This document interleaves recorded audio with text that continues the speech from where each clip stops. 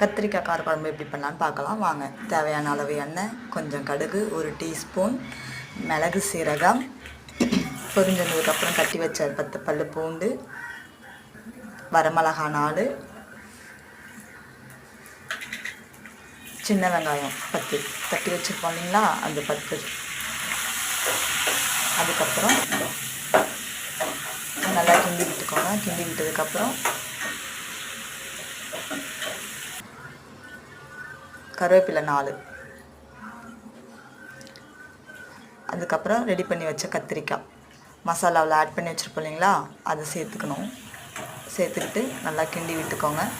கிண்டி விட்டதுக்கப்புறம் மசாலா விழுது மீதி இருக்கும், அதை இது கூட சேர்த்துக்கணும். இதுக்கப்புறம்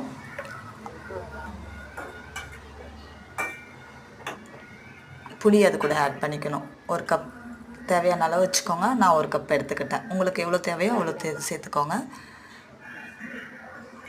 அதுக்கப்புறம் 1 டீஸ்பூன் மஞ்சள்தூள், 2 டீஸ்பூன் கார மசாலா, 2 டீஸ்பூன் குழம்பு மிளகாய்த்தூள், தேவையான அளவு உப்பு எல்லாத்தையும் சேர்த்து நல்லா கிண்டி விட்டுக்கோங்க. கிண்டி விட்டதுக்கப்புறம் நல்லா கொதித்து வந்ததுக்கப்புறம் இறக்கிக்கோங்க. சூடான சாதத்தில்